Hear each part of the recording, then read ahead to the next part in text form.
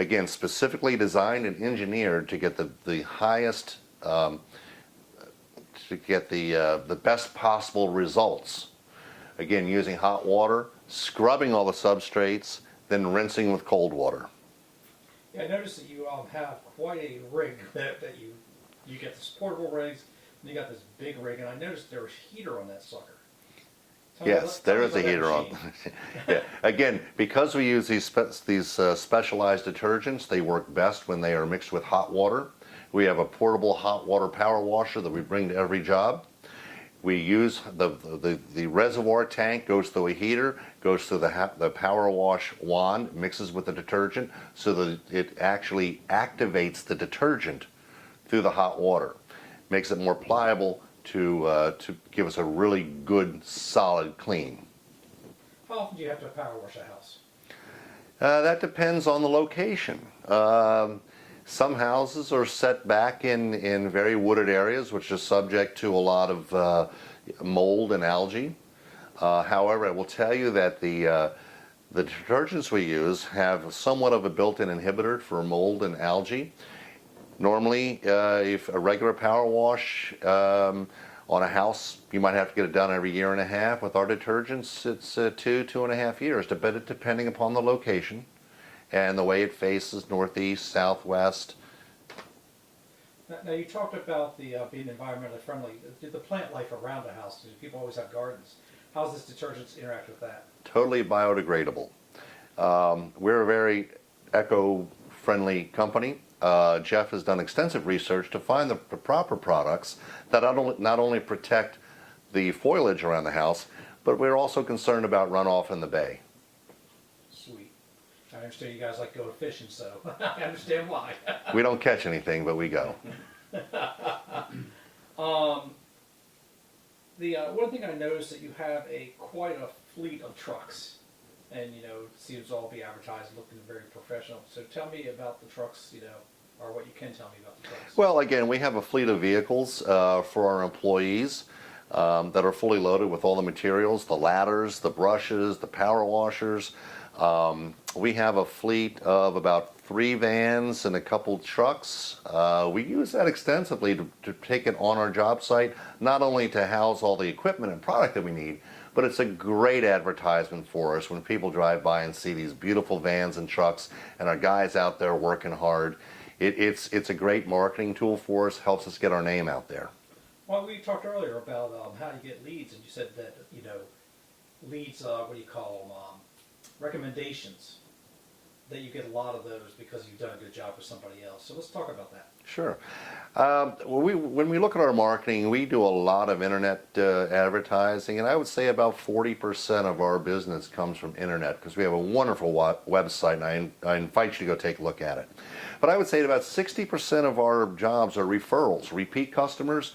Thank you so much. I've got a neighbor who wants work done, and there's nothing better than to get a recommendation or a referral from an existing customer. And I will tell you, about 70% of our customer base use us exclusively for the past 10 to 15 years. Need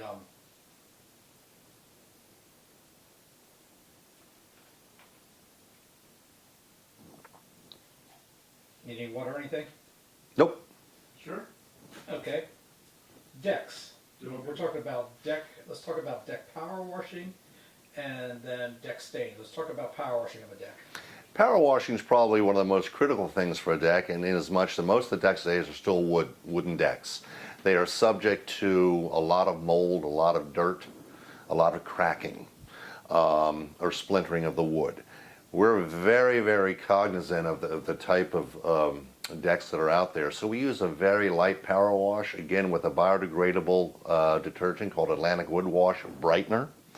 And what we do is we mix the detergent with hot water, and we actually scrub the deck. We hand scrub the deck to we don't just spray it off. It is important that using the detergent, to work the detergent into the wood to remove all the embedded dirt, mildew, and algae, and then rinsing it with hot water to eliminate all that from the surface. power wash, you can't get really crazy power washes. You actually remove wood. Is that correct? Correct. As with all power washing, whether it be a house, a deck, cedar siding, we use a very light power wash spray on there because basically when we power wash, we're scrubbing the substrate. We're not just blasting with water. High pressure can ruin siding, cedar, it can blow it apart. It can blow apart wood on a deck. It can remove mortar from brick faces. So we use very, very light pressure and a scrubbing and feathering motion to remove all that. Cool. Let's talk about deck staining. After you power wash, how long does it take to dry? Usually 24 hours, depending upon the weather. Then the staining process, the way we do it is a little bit unique. Most people will just take a roller and they'll apply the product to the to horizontal surfaces and then kind of paint the vertical surfaces. We use what's called a wet-on-wet coat process. And what that means is we'll go to about maybe a 10 to 20 square foot area and we will roll on the product, work it in with brushes to work it into the wood. Move over and do another area with that same process, allowing the first area that we've done to set up. Once that setup is complete, and it usually takes about 20 minutes, then we go back with a second coat to seal and make sure that the stain is seals in the first coat that's been well worked into the wood to give you a really good solid surface that's not going to peel. How long could you expect something like that to last on a deck? I would say if the average Joe goes out there and rolls on the stain, you're talking about every year, year and a half. With our process, you're looking 3 to 4 years due to the system that we use to make sure that the wood is sealed. Sweet. Sherwin-Williams, this is interesting. I saw they got the thing called deck coat. You know, this is like a plastic. Have you seen this? Yes. Tell me a little bit. Do you use that product?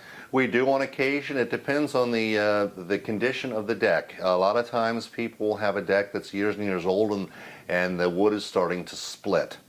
A regular stain is not going to cover that. This new deck coat actually seals the deck with a solid surface. So it seals the splintering of the wood, thereby preserving the wood deck for a lot longer in lieu of having to replace deck boards. The only reason I know, but we're working on a community center and they're looking at that product. So.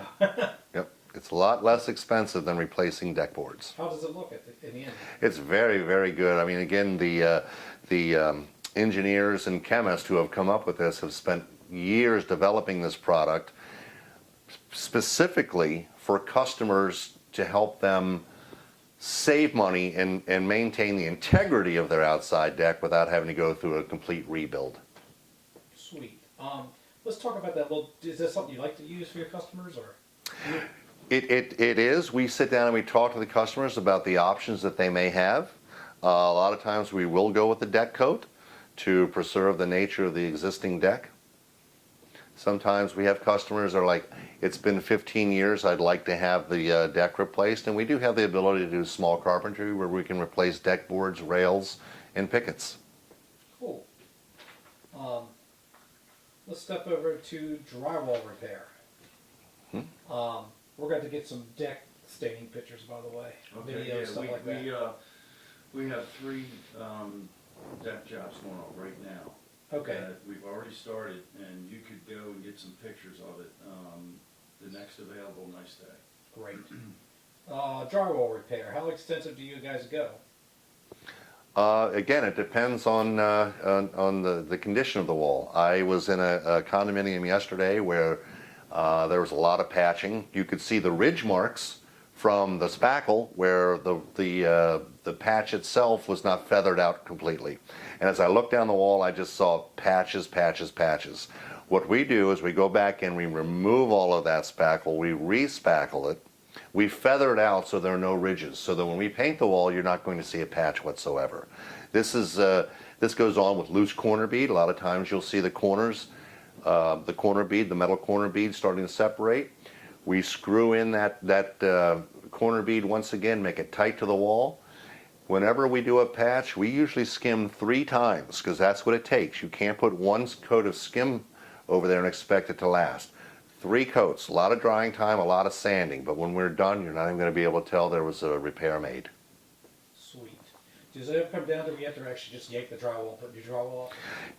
No. We haven't really dealt with that. We've walked into homes where there's cracks, there's huge holes. Our guys have the ability to cut out drywall, to patch it, and make it look like it's brand new. Actually, I was watching them work. It's pretty impressive. What about plaster? That's where we have a lot of expertise. My guys have been in the business for over 25 years. We've done a tremendous amount of plaster patching. You can't even tell that the plaster is cracked. We've done a tremendous amount of homes in the Catonsville area. Were built in the 30s and 40s. And it takes a special technician, if you will, painter, to handle that type of repair. And my guys do it all day long. And do it good from what I've seen. Does your normal painter have that ability, or is it a specialty guy?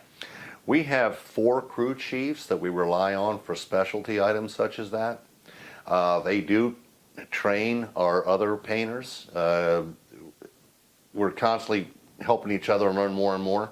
But my 4 crew chiefs are the ones that have the most expertise. They're usually the ones that do all of the drywall and plaster repair, and they're training the others to get to their level of expertise.